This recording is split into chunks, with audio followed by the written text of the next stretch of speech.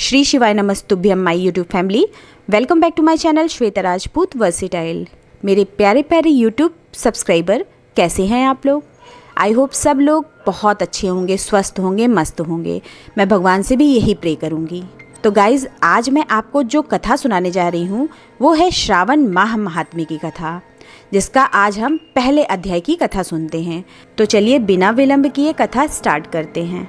शौनक बोले, हे सूत, हे सूत, हे महाभाग, हे व्यास शिष्य, हे अकलमश, आपके मुख कमल से अनेक आख्यानों को सुनते हुए हम लोगों की तृप्ति नहीं होती है, अपितु बार बार सुनने की इच्छा बढ़ती जा रही है। तुला राशि में स्थित सूर्य में कार्तिक मास का महात्म्य, मकर राशि में माघ मास का महात्म्य और मेष राशि में स्थित सूर्य में वैशाख मास का महात्म्य, और इसके साथ उन मासों के जो भी धर्म हैं उन्हें आपने भली भांति कह दिया।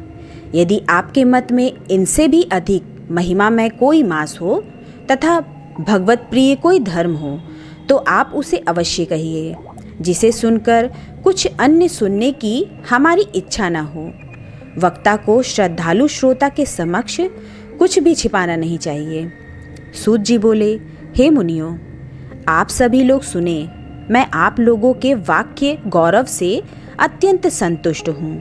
आप लोगों के समक्ष मेरे लिए कुछ भी गोपनीय नहीं है। दंभ रहित होना, आस्तिकता, शठता का परित्याग, उत्तम भक्ति, सुनने की इच्छा, विनम्रता, ब्राह्मणों के प्रति भक्ति परायणता, सुशीलता, मन की स्थिरता, पवित्रता, तपस्विता और अनसूया, ये श्रोता के 12 गुण बताए गए हैं। ये सभी आप लोगों में विद्यमान हैं। अतः मैं आप लोगों पर प्रसन्न होकर उस तत्व का वर्णन करता हूँ।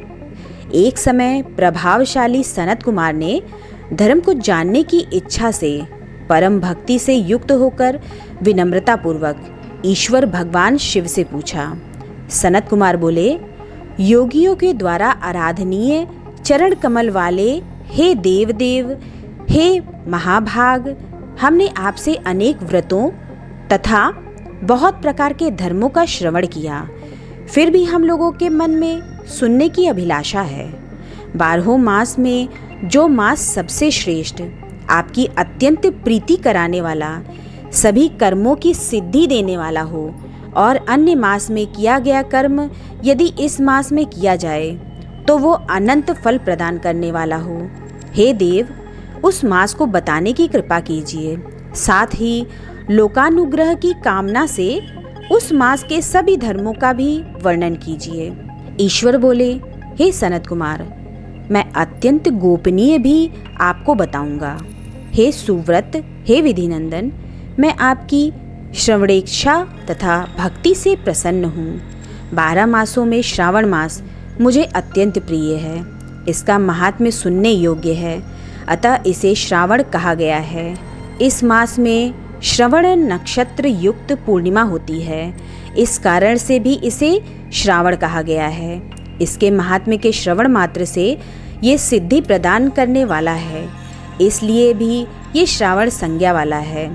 निर्मलता गुण के कारण ये आकाश के सदृश है, इसलिए नभा कहा गया है। इस श्रावण मास के धर्मों की गणना करने में इस पृथ्वी लोक में कोई समर्थ हो सकता है, जिसके फल का संपूर्ण रूप से वर्णन करने के लिए ब्रह्मा जी 4 मुख वाले हुए, जिसके फल की महिमा को देखने के लिए इंद्र 1000 नेत्रों से युक्त हुए, और जिसके फल को कहने के लिए शेषनाग 2000 जिह्वाओं से संपन्न हुए। अधिक कहने से क्या प्रयोजन? इसके महात्म्य को देखने और कहने में कोई भी समर्थ नहीं है। हे मुने, अन्य मास इसकी एक कला को भी नहीं प्राप्त होते हैं। ये सभी व्रतों तथा धर्मों से युक्त है। इस महीने में एक भी दिन ऐसा नहीं है जो व्रत से रहित दिखाई देता हो। इस माह में प्रायः सभी तिथियां व्रत युक्त हैं। इसके महात्म्य के संदर्भ में मैंने जो कहा है वो केवल प्रशंसा मात्र नहीं है।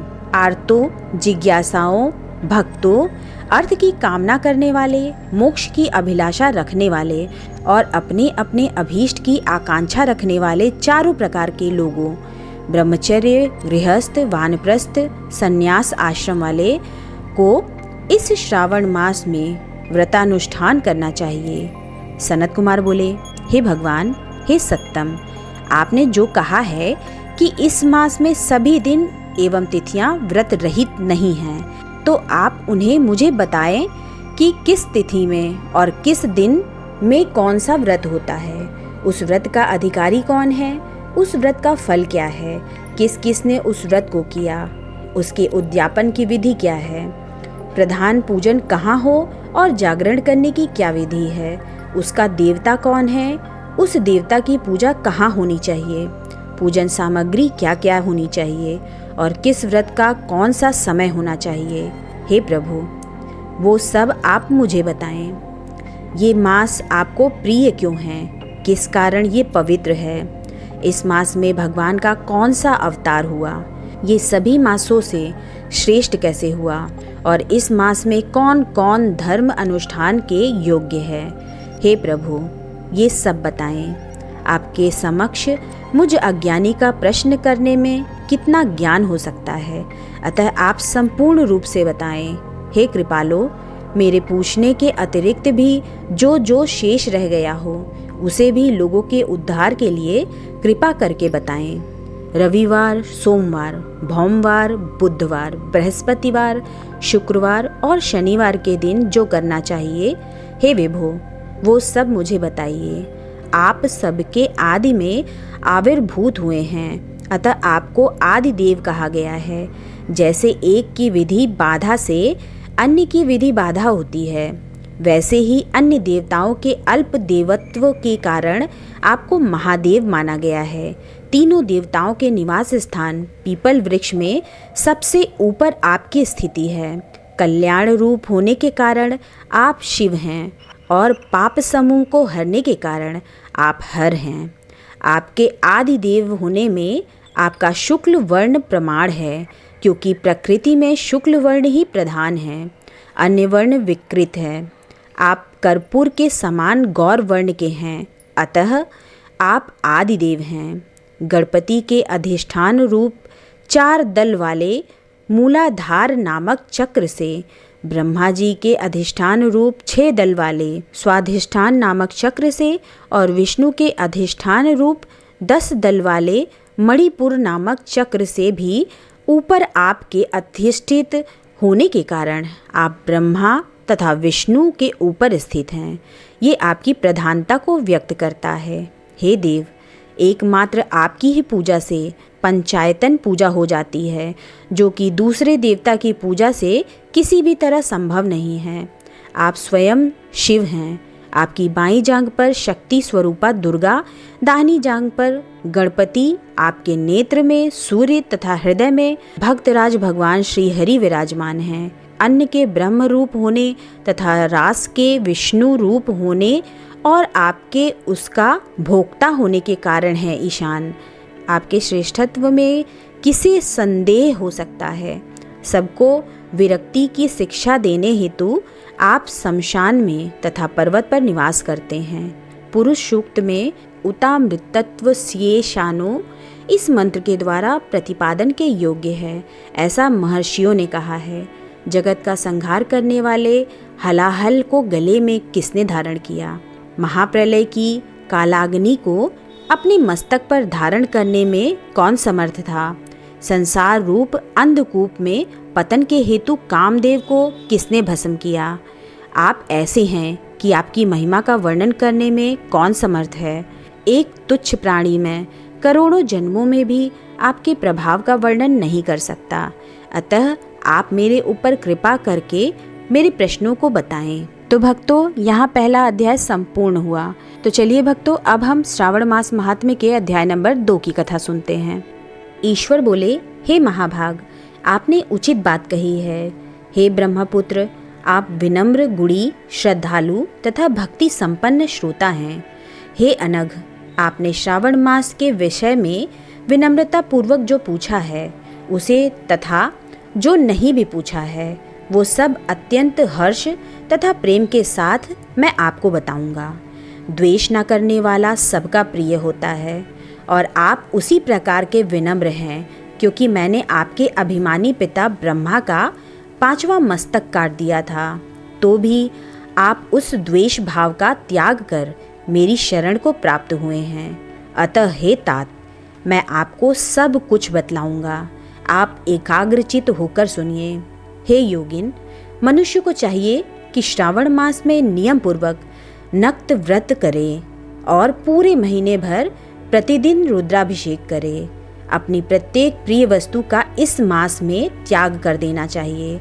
पुष्पों, फलों, दांतों, तुलसी की मंजरी तथा तुलसी दलों और बिल्व पत्रों से शिवजी की लक्ष्य पूजा करनी चाहिए। 1 करोड़ शिवलिंग बनाना चाहिए और ब्राह्मणों को भोजन कराना चाहिए। महीने भर धारण पारण व्रत अथवा उपवास करना चाहिए। इस मास में मेरे लिए अत्यंत प्रीतिकर पंचामृताभिषेक करना चाहिए। इस मास में जो जो शुभ कर्म किया जाता है वो अनंत फल देने वाला होता है। हे मुने, इस माह में भूमि पर सोएं, ब्रह्मचारी रहें और सत्य वचन बोलें। इस मास को बिना व्रत के कभी व्यतीत नहीं करना चाहिए। फलाहार अथवा हविष्यान्न ग्रहण करना चाहिए। पत्ते पर भोजन करना चाहिए। व्रत करने वालों को चाहिए कि इस मास में शाक का पूर्ण रूप से परित्याग कर दे। हे मुनिश्रेष्ठ, इस मास में भक्ति युक्त होकर मनुष्य को किसी न किसी व्रत को अवश्य करना चाहिए। सदाचार परायण, भूमि पर शयन करने वाले, प्रातः स्नान करने वाला और जितेंद्रिय होकर मनुष्य को एकाग्र किए गए मन से प्रतिदिन मेरी पूजा करनी चाहिए। इस मास में किया गया पुरस्चरण निश्चित रूप से मंत्रों की सिद्धि करने वाला होता है। इस मास में शिव के षडाक्षर मंत्र का जाप अथवा गायत्री मंत्र का जाप करना चाहिए और शिव की प्रदक्षिणा, नमस्कार तथा वेद पारायण करना चाहिए। पुरुष सूक्त का पाठ अधिक फल देने वाला होता है। इस मास में किया गया ग्रह यज्ञ, कोटि होम, लक्ष्य होम तथा आयुत होम शीघ्र ही फलीभूत होता है और अभीष्ट फल प्रदान करता है। जो मनुष्य इस मास में एक भी दिन व्रतहीन व्यतीत करता है वो महाप्रलय पर्यंत घोर नरक में वास करता है। ये मास मुझे जितना प्रिय है उतना कोई अन्य मास प्रिय नहीं है। ये मास सकाम व्यक्ति को अभीष्ट फल देने वाला तथा निष्काम व्यक्ति को मोक्ष प्रदान करने वाला है। हे सत्तम, इस मास के जो व्रत तथा धर्म हैं उन्हें मुझे सुनाइए। रवि को सूर्य व्रत तथा सोम को मेरी पूजा व नक्त भोजन करना चाहिए। श्रावण मास के पहले सोमवार से आरंभ करके 3.5 महीने का रोटक नामक व्रत किया जाता है। ये व्रत सभी वांछित फल प्रदान करने वाला है। मंगलवार को मंगल गौरी का व्रत, बुध व बृहस्पति के दिन इन दोनों वारों का व्रत, शुक्रवार को जीवंतिका व्रत और शनिवार को हनुमान तथा नरसिंह का व्रत करना बताया गया है। हे मुने, अब तिथियों में किए जाने वाले व्रतों का श्रवण करें। श्रावण के शुक्ल पक्ष की द्वितीया तिथि को औदुंबर नामक व्रत होता है। श्रावण के शुक्ल पक्ष की तृतीया तिथि को गौरी व्रत होता है। इसी प्रकार शुक्ल की चतुर्थी तिथि को दुर्वा गणपति नामक व्रत किया जाता है। हे मुने, उसी चतुर्थी का दूसरा नाम विनायकी चतुर्थी भी है। शुक्ल पक्ष में पंचमी तिथि नागों के पूजन के लिए प्रशस्त होती है। हे मुनिश्रेष्ठ, इस पंचमी को रौरव कल्पादि नाम से जानिए। षष्ठी तिथि को सुपौदन व्रत और सप्तमी तिथि को शीतला व्रत होता है। अष्टमी अथवा चतुर्दशी तिथि को देवी का पवित्रारोपण व्रत होता है। इस माह के शुक्ल तथा कृष्ण पक्ष की दोनों नवमी तिथियों को नक्त व्रत करना बताया गया है। शुक्ल पक्ष की दशमी तिथि को आशा नामक व्रत होता है। इस मास में दोनों पक्षों में दोनों एकादशी तिथियों को इस व्रत की कुछ और विशेषता मानी गई है। श्रावण मास के शुक्ल पक्ष की द्वादशी तिथि को श्री विष्णु का पवित्रारोपण व्रत बताया गया है। इस द्वादशी तिथि में भगवान श्रीधर की पूजा करके मनुष्य परम गति प्राप्त करता है। उत्सर्जन, उपाकर्म, सभादीप, सभा में उपाकर्म, इसके बाद रक्षाबंधन, पुनः श्रवणाकर्म, सर्पबलि और हैग्रीव का अवतार। ये 7 कर्म पूर्णमासी तिथि को करने हेतु बताए गए हैं। श्रावण मास के कृष्ण पक्ष में चतुर्थी तिथि को संकष्ट चतुर्थी व्रत कहा गया है और श्रावण मास के कृष्ण पक्ष की पंचमी तिथि के दिन मानव कल्पादि नामक व्रत को जानना चाहिए। हे द्विजोत्तम, कृष्ण पक्ष की अष्टमी तिथि को श्री कृष्ण का पूर्णावतार हुआ। इस दिन उनका अवतार हुआ, अतः महान उत्सव के साथ इस दिन व्रत करना चाहिए। हे मुनिश्रेष्ठ, इस अष्टमी को मनवादि तिथि जानना चाहिए। श्रावण मास की अमावस्या तिथि को पिठोरा व्रत कहा जाता है। इस तिथि में कुशों का ग्रहण और वृषभों का पूजन किया जाता है। इस मास में शुक्ल पक्ष की प्रतिपदा तिथि से लेकर सब तिथियों के पृथक पृथक देवता हैं। प्रतिपदा तिथि के देवता अग्नि, द्वितीया तिथि के देवता ब्रह्मा, तृतीय तिथि के गौरी और चतुर्थी के देवता गणपति हैं। पंचमी के देवता नाग हैं और षष्ठी के देवता कार्तिकेय हैं। सप्तमी के देवता सूर्य और अष्टमी के देवता शिव हैं। नवमी की देवी दुर्गा, दशमी के देवता यम और एकादशी तिथि के देवता विश्वदेव कहे गए हैं। द्वादशी के विष्णु तथा त्रयोदशी के देवता कामदेव हैं।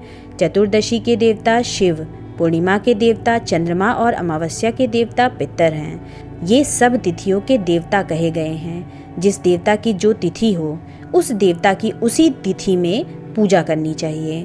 प्रायः इसी मास में अगस्त्य का उदय होता है। हे मुने, मैं उस काल को बता रहा हूँ, आप एकाग्रचित्त होकर सुनिए। सूर्य के सिंह राशि में प्रवेश करने के दिन से जब 12 अंश 40 घड़ी व्यतीत हो जाती है तब अगस्त्य का उदय होता है। उसके 7 दिन पूर्व से अगस्त्य को अर्घ्य प्रदान करना चाहिए। 12 मासों में सूर्य पृथक पृथक नामों से जाने जाते हैं। उनमें से श्रावण मास में सूर्य गभस्ती नाम वाला होकर तपता है। इस मास में मनुष्यों को भक्ति संपन्न होकर सूर्य की पूजा करनी चाहिए। हे सत्तम, 4 मासों में जो वस्तुएं वर्जित हैं उन्हें सुनिए। श्रावण मास में शाक तथा भाद्रपद में दही का त्याग कर देना चाहिए। इसी प्रकार अश्विन में दूध तथा कार्तिक में दाल का परित्याग कर देना चाहिए। यदि इन मासों में इन वस्तुओं का त्याग नहीं कर सके तो केवल श्रावण मास में ही उस वस्तुओं का त्याग करने से मानव उसी फल को प्राप्त कर लेता है। हे मानद, ये बात मैंने आपसे संक्षेप में कही है। हे मुनिश्रेष्ठ, इस मास के व्रतों और धर्मों के विस्तार को सैकड़ों वर्षों में भी कोई नहीं कर सकता। मेरी अथवा विष्णु की प्रसन्नता के लिए संपूर्ण रूप से व्रत करना चाहिए। परमार्थ की दृष्टि से हम दोनों में भेद नहीं है। जो लोग भेद करते हैं वे नरकगामी होते हैं। अतः हे सनत कुमार, आप श्रावण मास में धर्म का आचरण कीजिए।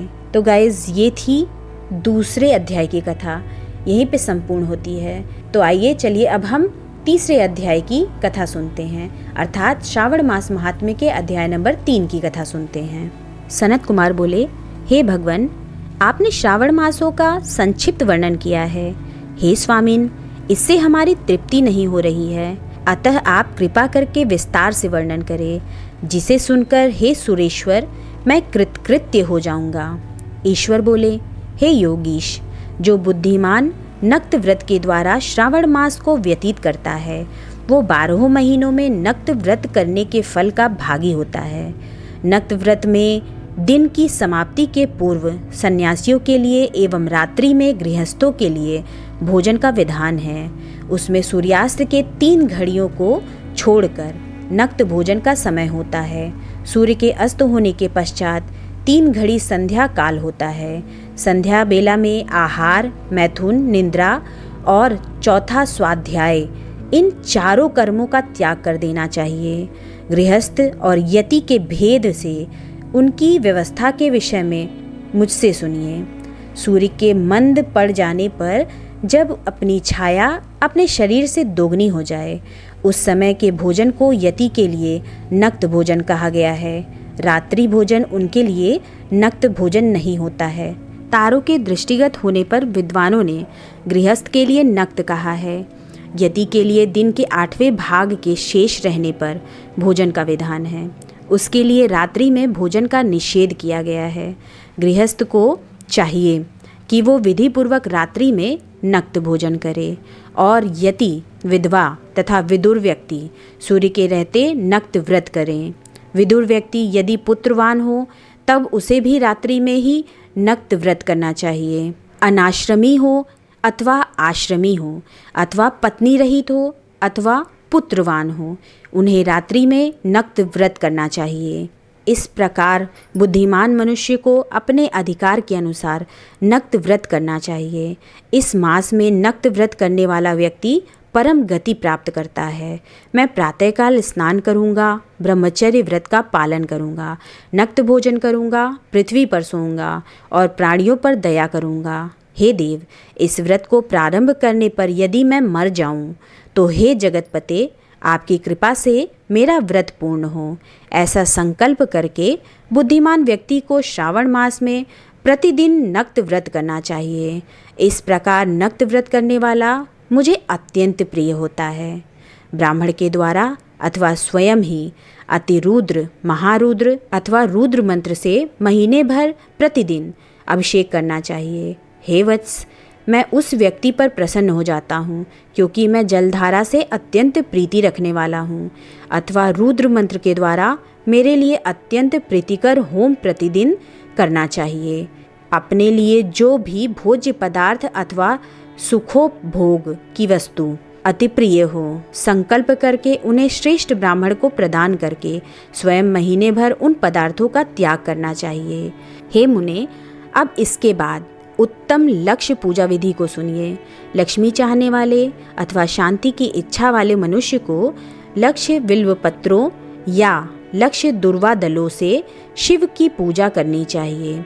आयु की कामना करने वाले को चंपा के लक्ष्य पुष्पों तथा विद्या चाहने वाले व्यक्ति को मल्लिका या चमेली के लक्ष्य पुष्पों से श्रीहरि की पूजन करनी चाहिए। शिव तथा विष्णु की प्रसन्नता तुलसी के दलों से सिद्ध होती है। पुत्र की कामना करने वाले को कटेरी के दालों से शिव तथा विष्णु का पूजन करना चाहिए। बुरे स्वप्न की शांति के लिए धान्य से पूजन करना प्रशस्त होता है। देव के समक्ष निर्मित किए गए रंगवल्ली आदि से विभिन्न रंगों से रचित पद्म, स्वास्तिक और चक्र आदि से प्रभु की पूजा करनी चाहिए। इस प्रकार सभी मनोरथों की सिद्धि के लिए सभी प्रकार के पुष्पों से यदि मनुष्य लक्ष्य पूजा करे तो शिवजी प्रसन्न होंगे। तत्पश्चात उद्यापन करना चाहिए, मंडप निर्माण करना चाहिए और मंडप के त्रिभाग परिमाण में वेदिका बनानी चाहिए। तदंतर पुण्याह वाचक करके आचार्य का वरण करना चाहिए और उस मंडप में प्रविष्ट होकर गीत तथा वाद्य के शब्दों और तीव्र वेद ध्वनि से रात्रि में जागरण करना चाहिए। वेदिका के ऊपर उत्तम लिंगतो भद्र बनाना चाहिए और उसके बीच में चावलों से सुंदर कैलाश का निर्माण करना चाहिए।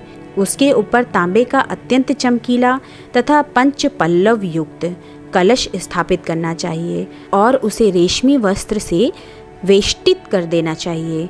उसके ऊपर पार्वती पति शिव की सुवर्णमय प्रतिमा स्थापित करनी चाहिए। तत्पश्चात पंचामृत पूर्वक धूप, दीप तथा नैवेद्य से उस प्रतिमा की पूजा करनी चाहिए और गीत, वाद्य, नृत्य तथा वेद शास्त्र तथा पुराणों के पाठ के द्वारा रात्रि में जागरण करना चाहिए। इसके बाद प्रातःकाल भली भांति स्नान करके पवित्र हो जाना चाहिए और अपनी शाखा में निर्दिष्ट विधान के अनुसार वेदिका निर्माण करना चाहिए। तत्पश्चात मूल मंत्र से या गायत्री मंत्र से या शिव के सहस्त्र नामों के द्वारा तिल तथा घृत मिश्रित खीर से होम कराना चाहिए अथवा जिस मंत्र से पूजा की गई है उसी से होम करके पूर्णाहुति डालनी चाहिए। इसके बाद वस्त्र, अलंकार तथा आभूषणों से भली भांति आचार्य का पूजन करना चाहिए। तत्पश्चात अन्य ब्राह्मणों का पूजन करना चाहिए और उन्हें दक्षिणा देनी चाहिए। जिस जिस वस्तु से उमापति शिव की लक्ष्य पूजा की हो उसका दान करना चाहिए। स्वर्णमयी मूर्ति बनाकर शिव की पूजा करनी चाहिए। यदि दीप कर्म किया हो तो उस दीपक का दान करना चाहिए। चांदी का दीपक और स्वर्ण की वर्तिका अर्थात बत्ती बनाकर उसे गोघृत से भरकर सभी कामनाओं और अर्थ की सिद्धि के लिए उसका दान करना चाहिए। इसके बाद प्रभु से क्षमा प्रार्थना करनी चाहिए और अंत में 100 ब्राह्मणों को भोजन कराना चाहिए। हे मुने, जो व्यक्ति इस प्रकार पूजा करता है मैं उस पर प्रसन्न होता हूँ। उसमें भी जो श्रावण मास में पूजा करता है उसका अनंत फल मिलता है। यदि अपने लिए अत्यंत प्रिय कोई वस्तु मुझे अर्पण करने के लिए विचार से इस मास में कोई त्यागता है तो अब उसका फल सुनिए। इस लोक में तथा परलोक में उसकी प्राप्ति लाख गुना अधिक होती है। सकाम करने से अभिलषित सिद्धि होती है और निष्काम करने से परम गति मिलती है। इस मास में रुद्राभिषेक करने वाला मनुष्य उसके पाठ की अक्षर संख्या से एक एक अक्षर के लिए करोड़ करोड़ वर्षों तक रुद्रलोक में प्रतिष्ठा प्राप्त करता है। पंचामृत का अभिषेक करने से मनुष्य अमृतत्व प्राप्त करता है। इस मास में जो मनुष्य भूमि पर शयन करता है उसका फल भी मुझसे सुनिए। हे द्विजश्रेष्ठ, वो मनुष्य 9 प्रकार के रत्नों से जड़ी हुई, सुंदर वस्त्र से आच्छादित, बिछे हुए कोमल गद्दे से सुशोभित, देश तकिए से युक्त, रम्य स्त्रियों से विभूषित, रत्न निर्मित दीपों से मंडित तथा अत्यंत मृदु और गरुडाकार प्रवाल मणि निर्मित अथवा हाथी दांत की बनी हुई अथवा चंदन की बनी हुई उत्तम तथा शुभ सैया प्राप्त करता है। इस मास में ब्रह्मचर्य का पालन करने से वीर्य की दृढ़ पुष्टि होती है।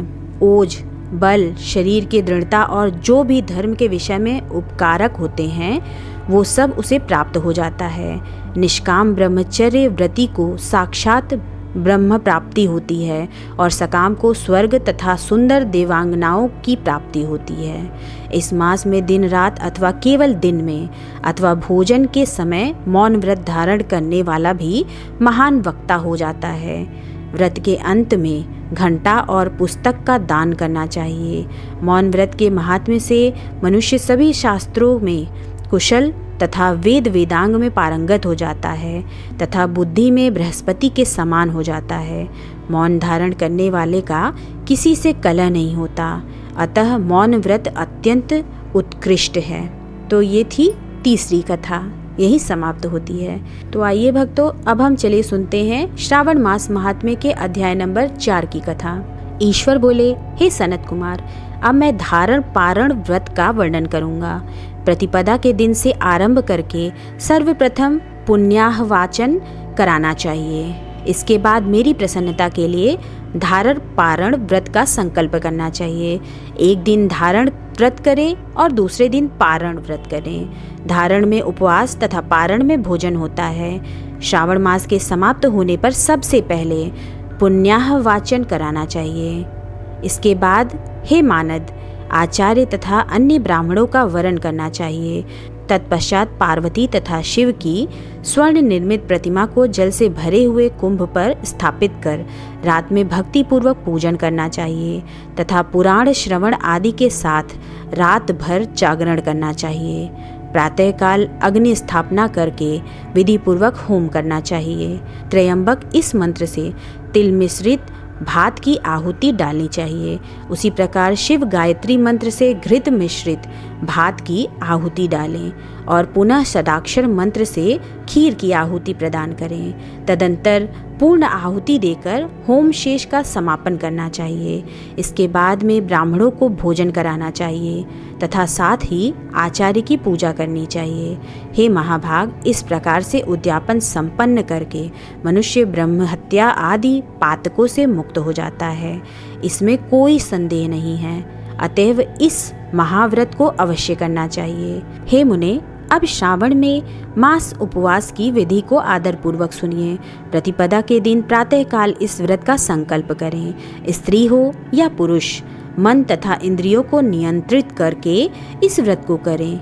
अमावस्या तिथि को लोक का कल्याण करने वाले वृषध्वज शंकर की पूजा अर्चना षोडर उपचारों से करें। तदंतर अपनी सामर्थ्य के अनुसार वस्त्र तथा अलंकार आदि से ब्राह्मणों का पूजन करें, उन्हें भोजन कराएं तथा प्रणाम करके विदा करें।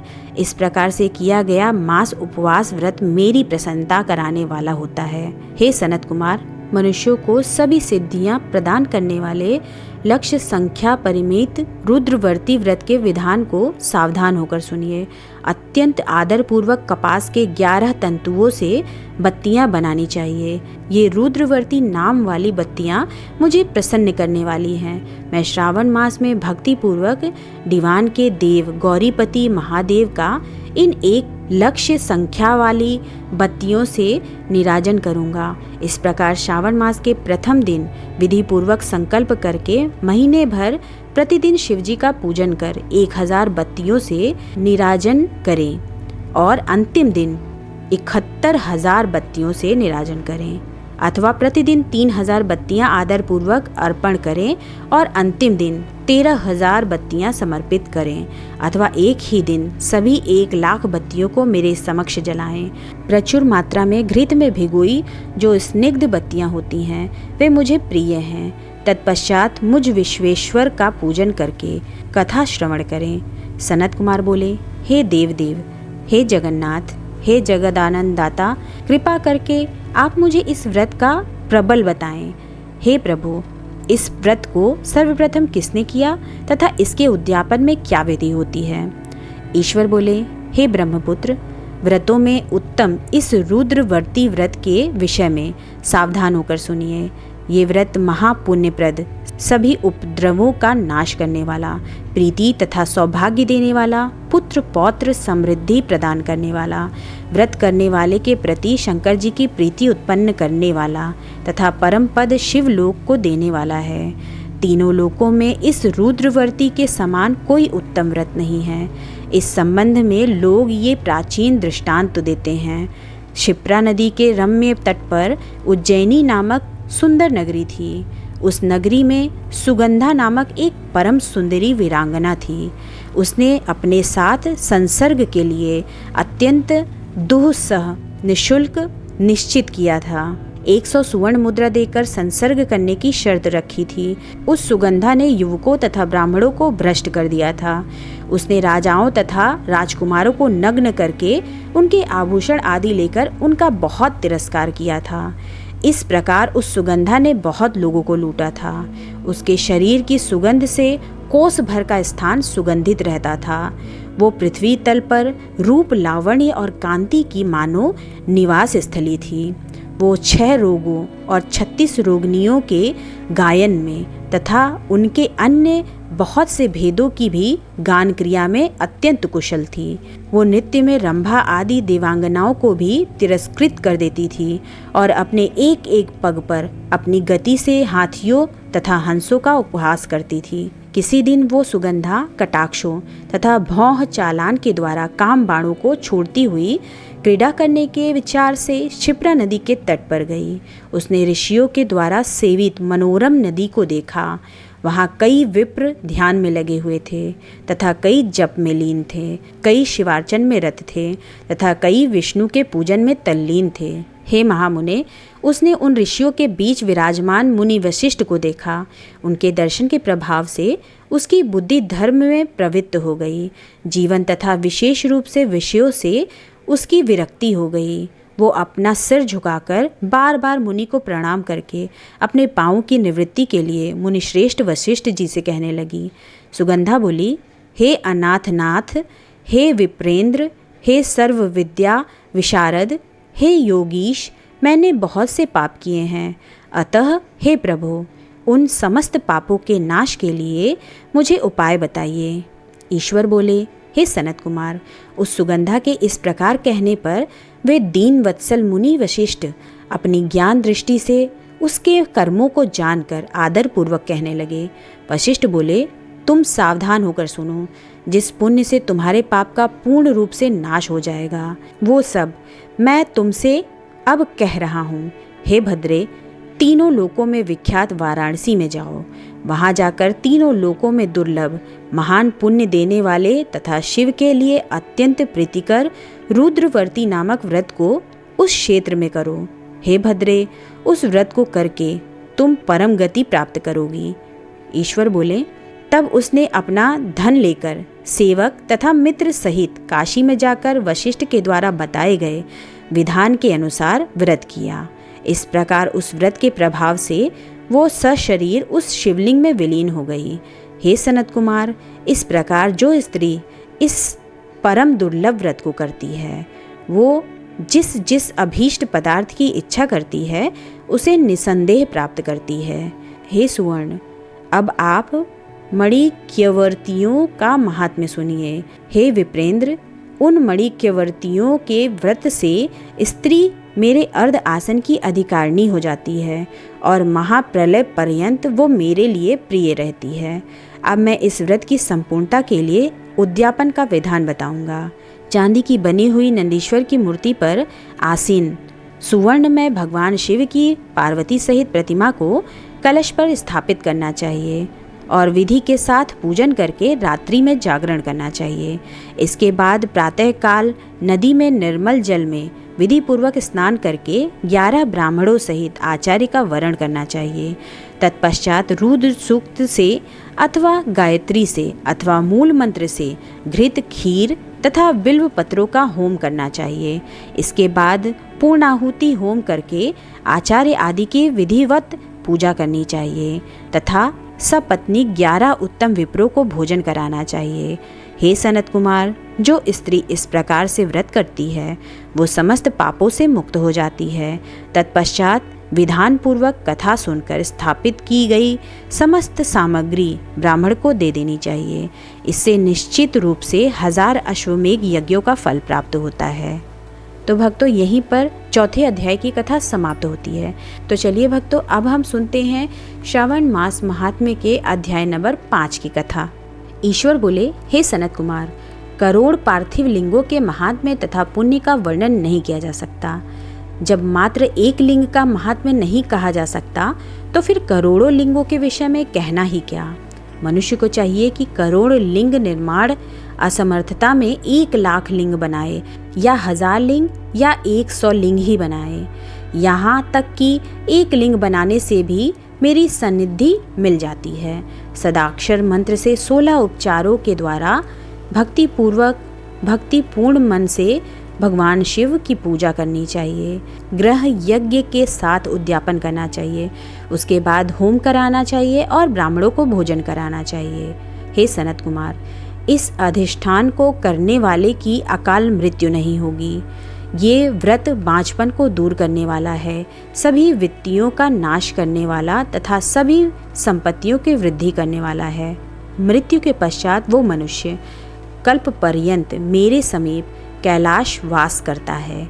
जो मनुष्य श्रावण मास में पंचामृत से शिवजी का अभिषेक करता है वो सदा पंचामृत का पान करने वाला, गोधन से संपन्न, अत्यंत मधुर भाषण करने वाला तथा त्रिपुर के शत्रु भगवान शिव को प्रिय होता है।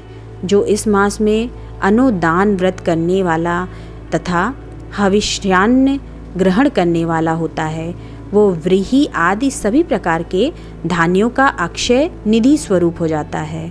पत्तल पर भोजन करने वाला श्रेष्ठ मनुष्य सुवर्ण पात्र में भोजन करने वाला तथा शाक को त्याग करने से शाक कर्ता हो जाता है। श्रावण मास में केवल भूमि पर सोने वाला कैलाश में निवास प्राप्त करता है। इस मास में एक भी दिन प्रातःकाल करने से मनुष्य को 1 वर्ष स्नान करने के फल का भागी कहा गया है। इस मास में जितेंद्रिय होने से इंद्रिय बल प्राप्त होता है। इस मास में स्फटिक, पाषाण, मृत्तिका, मरकट मणि, पिष्ट यानी पीठी, धातु, चंदन, नवनीत आदि से निर्मित अथवा अन्य किसी भी शिवलिंग में, साथ ही किसी स्वयं आविर्भूत न हुए लिंग में श्रेष्ठ पूजा करने वाला मनुष्य सैकड़ों ब्रह्म हत्या को भस्म कर डालता है। किसी तीर्थ क्षेत्र में सूर्य ग्रहण या चंद्र ग्रहण के अवसर पर 1 लाख जप से जो सिद्धि होती है वो इस मास में 1 बार के जप से ही हो जाती है। अन्य समय में जो 1000 नमस्कार और प्रदक्षिणाएं की जाती हैं, उनका जो फल होता है वो इस मास में एक बार करने से ही प्राप्त हो जाता है। मुझको प्रिय इस श्रावण मास में वेद पारायण करने पर सभी वेद मंत्रों की पूर्ण रूप से सिद्धि हो जाती है। श्रद्धा युक्त होकर इस मास में 1000 बार पुरुष सूक्त का पाठ करना चाहिए, अथवा कलयुग में उसका 4 गुना पाठ करना चाहिए, अथवा वर्ण संख्या का 100 गुना पाठ करना चाहिए, अथवा वो करने में असमर्थ हो तो आलस्यहीन होकर मात्र 100 पाठ करने चाहिए। ऐसा करने वाला मनुष्य ब्रह्महत्या आदि पापों से मुक्त हो जाता है, इसमें कोई संदेह नहीं है। गुरु पत्नी के साथ संसर्गजन्य पाप के लिए यही महान प्रायश्चित है।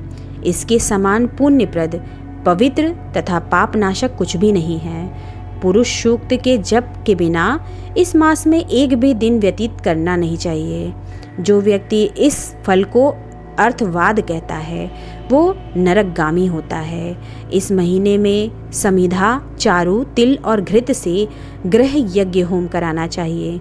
शिव के रूपों का भली भांति ध्यान आदि करके धूप, गंध, पुष्प, नैवेद्य आदि से पूजन करना चाहिए और अपने सामर्थ्य के अनुसार कोटि होम, लक्ष्य होम अथवा 10 सहस्त्र होम करना चाहिए। व्याहृतियों ओम भूः, ओम भुवः, ओम स्वः के साथ तिलों के द्वारा भी ये ग्रह यज्ञ नामक होम किया जाता है। हे सनत कुमार, इसके बाद अब मैं वारों के व्रतों का वर्णन करूंगा, आप सुनिए।